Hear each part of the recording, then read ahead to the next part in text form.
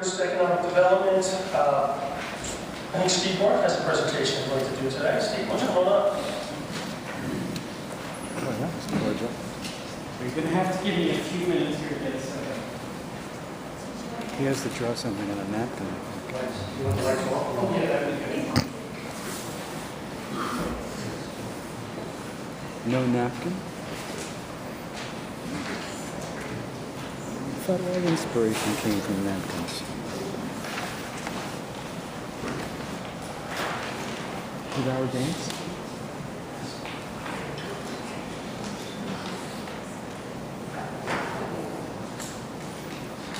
Steve's loaded for bear here. Uh-oh, it's getting dark. Shovels in the dirt. I thought it was like talk dirty to me once more time.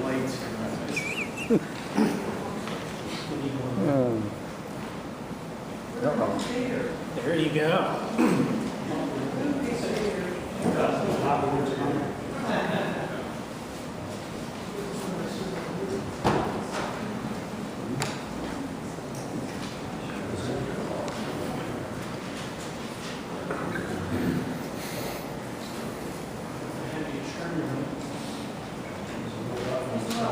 Feels like a theatrical production. They put the lights It in down. fact is. You know what I mean? There's actually some sense of relief from the bright lights, you know? I mean, he's a showman. I get a kick out of the fact that only Thank he you, Eric, and for Chuck coming. wear ties. So it's always great to be the bearer of good news. Ooh, yeah. Chuck so dresses let for me, the occasion. Have you noticed that? Let me see if I can get back to this. Yeah. So the reason I'm here tonight is to talk about the year 2014 in review, and it's been a very busy year. And first, just want to, I technically work for Percy Old Town. So I work as Director of Economic Development for Old Town in partnership with the borough, and I'd like to thank the board members of Old Town, which would be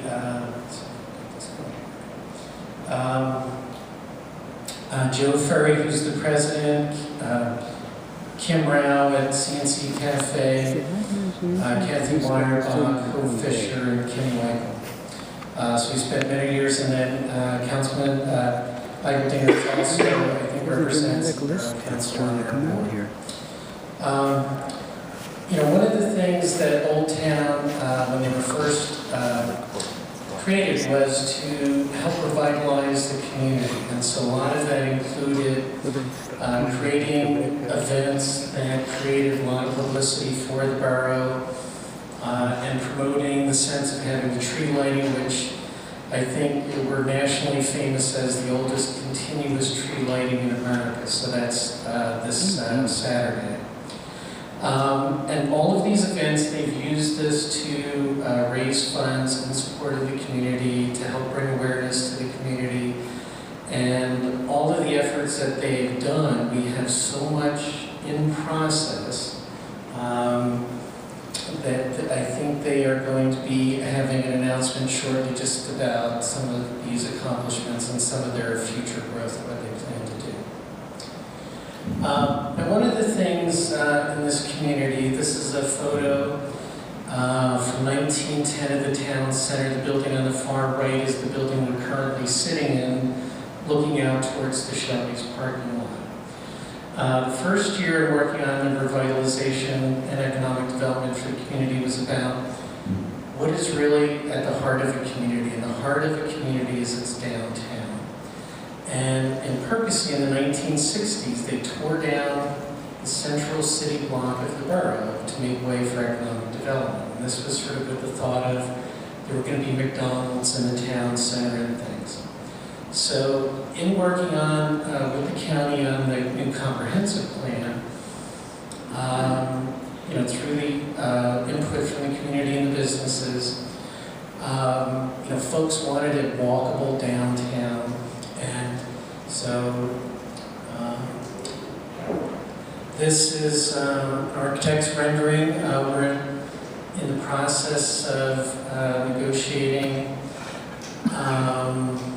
this to happen here. So this would be the entire block out in front of Borough Hall here, which would include about 50 new high-end apartments and roughly 15 to 20 new retail stores right in the heart of the borough.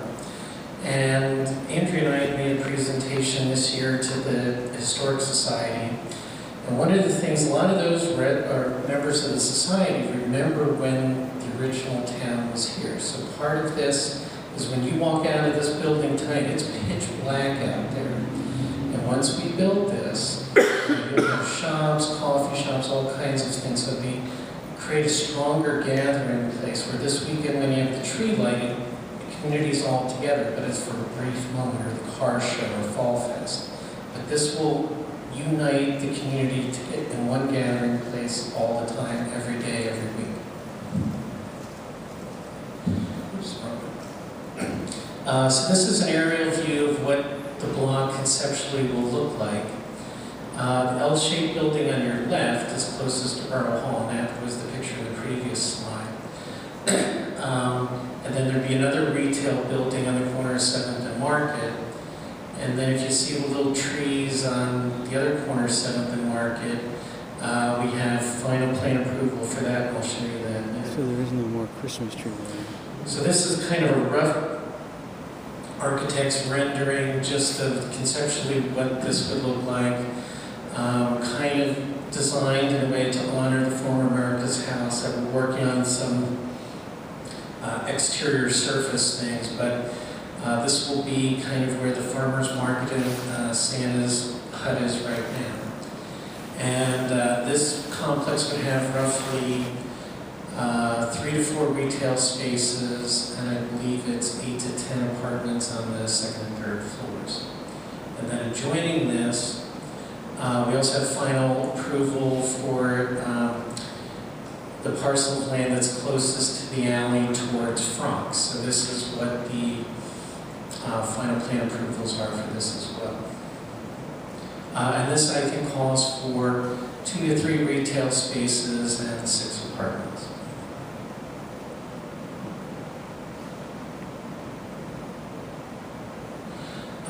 And then just about a month ago, the building, if you're standing looking at Borough Hall to the left, we arranged an agreement of sale on this property. It's been a substandard rooming house or apartment building for the last 84 years. So we have a new owner of this property. They're going to completely gut and renovate this. We're still undetermined. May have the first floor as offices and the 2nd floor as apartments. So that is actually underway now.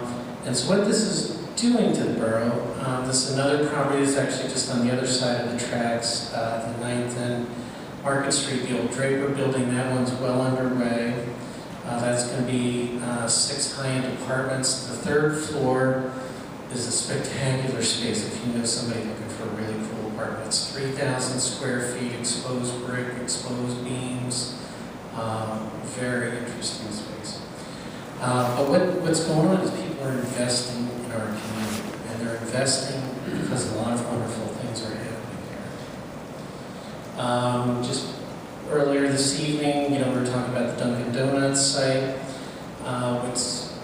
In the borough's comprehensive plan, one of the top businesses that the residents wanted was some type of coffee business. So in following the directive and wishes of the community, this was one of, they wanted some type of coffee business in the borough.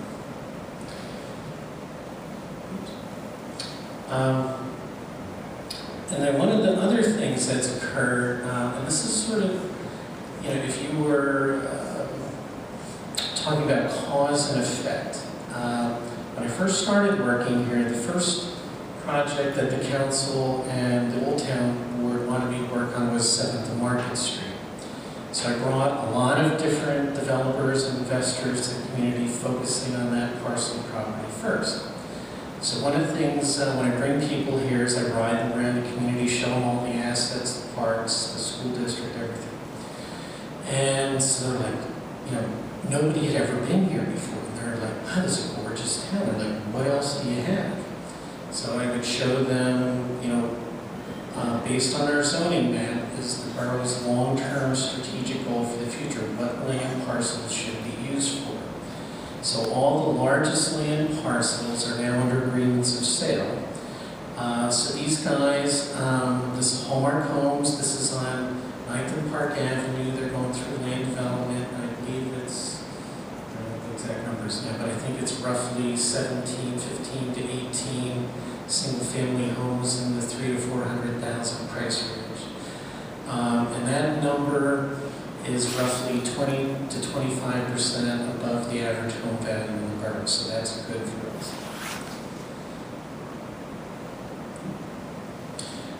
This is another large project. This was on Percy Woods. This is next to the Landis Shopping Center and across from Lenape Park. And this was a large factory that had gone out of business. Occupies, I think it's 15 or 16 acres. I tried to bring this back as a factory. There's a lot of conditional problems with the building. There were some environmental issues.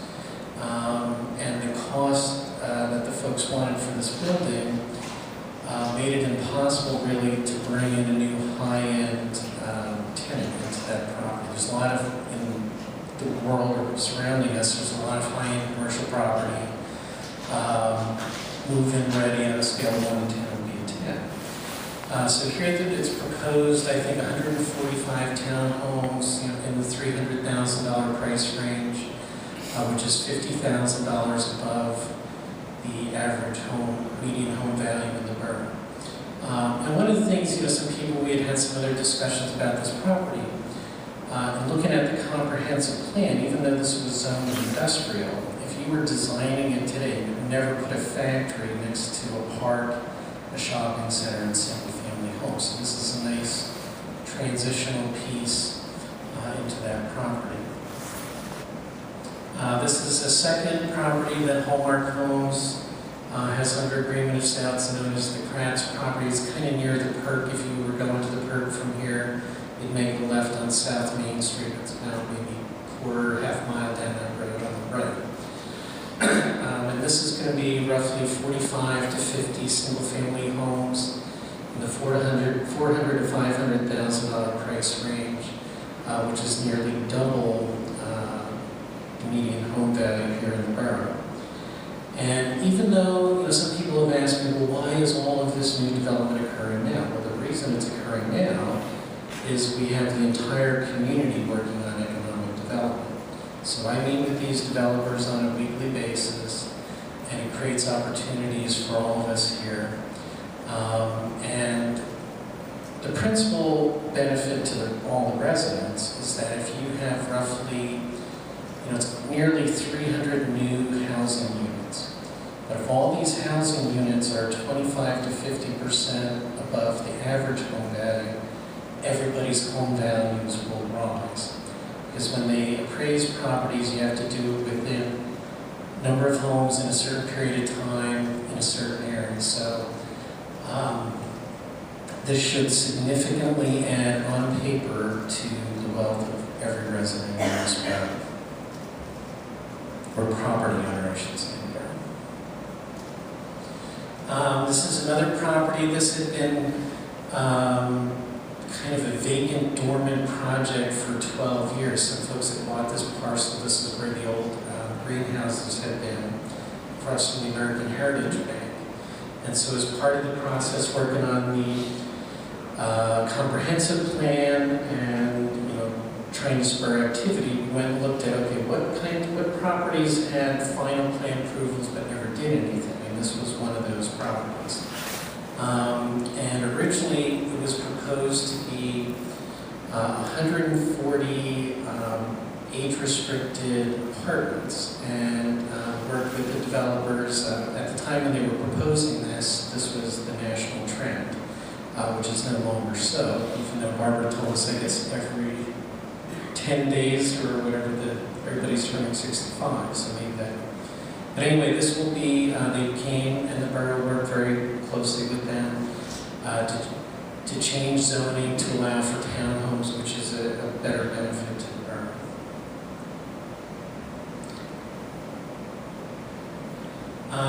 this year we opened a number of small little specialty shops, which I think is one of the niche businesses, the types of businesses that we have in the borough. So this is Bread Box and Bakery. It's an artisanal,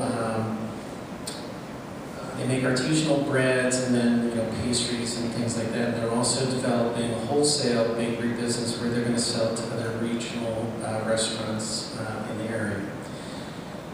And then this is kind of a list of sort of new and growing businesses in the borough. So a couple of interesting things, I'll go down on a few of these, but Bread Box and Bakery, that's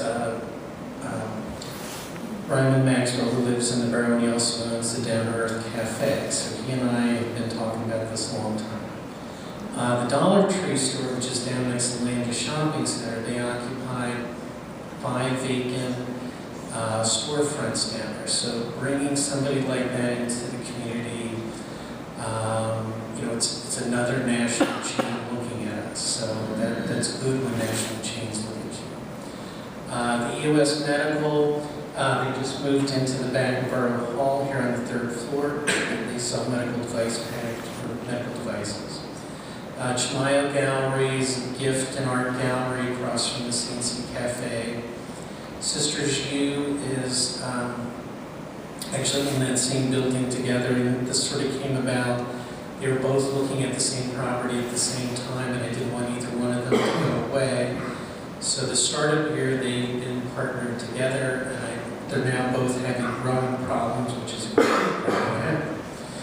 The Bliss Salon, which is over next to Frogs, Park Club Wellness, which is back here, Dragonfly Salon, which is on 5th and Market, the Casey's Consignments on Walnut Street, the Eric and Christopher Pillows, actually kind of interesting specialty pillows. You can buy them at Chimayo Gallery, by the way. But these guys develop kind of these unusual pillowcases that have unique drawings of animals and things on them, and they sell them kind of nationally at retail stores.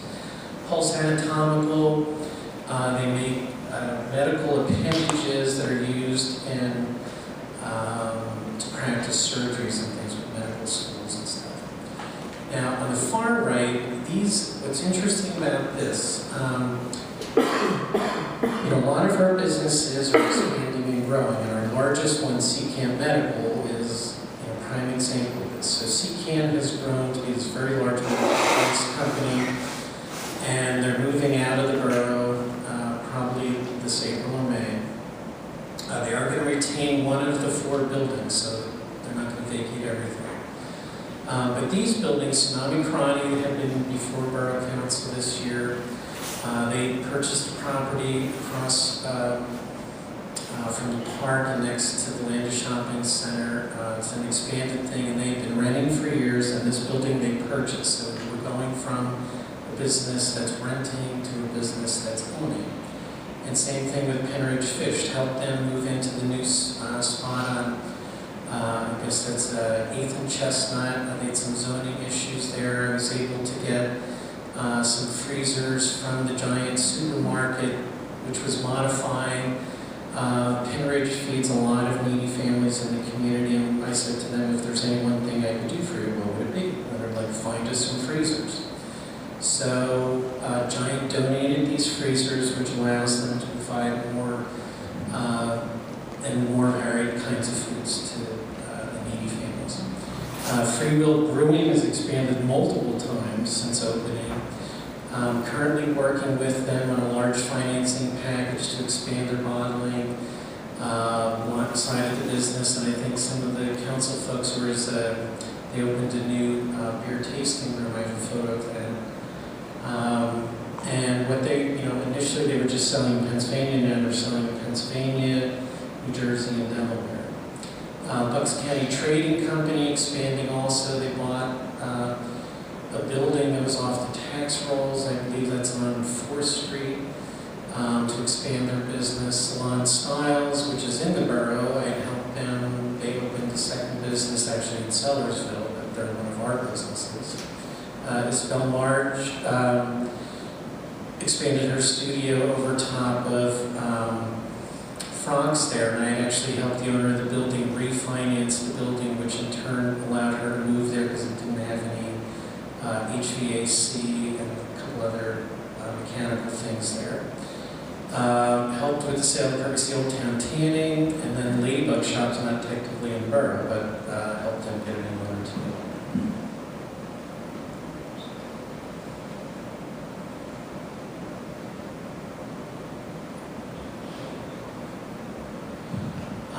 So what are the benefits of some of this? Like if we have 300 new housing units, that's roughly a 10% growth in the community. But if you take the median disposable household income for the homes that we have, that would be an additional $19.5 million of disposable income coming into our town forever. And then 300 new homes, all those sales raise everyone else's property values, and it supports the new town center and the existing businesses. You have more people in the community with more money to help. And then improving the community. One of the things I would like to especially thank Andrea Cookson, the borough manager, first female borough manager, by the way, and all the staff here in Borough Hall, and especially the Borough Council. I mean, you've been the most proactive, business-friendly council that I've ever seen. And I think one of the initiatives, it's walking the walk, talking the talk, that if we wanted things to happen, there were things that the borough government could do to make that happen. One of the initiatives you did was to reduce the fees and permits 50%. And the result of that is a year later, the fee and permit revenue was ahead of where it was the year before, but we reduced the price in half, so that means we had double the amount of activity going on. And it really worked as an incentive to these developers, like fees and permits, these really big multi-million-dollar projects, they add up to a lot of money.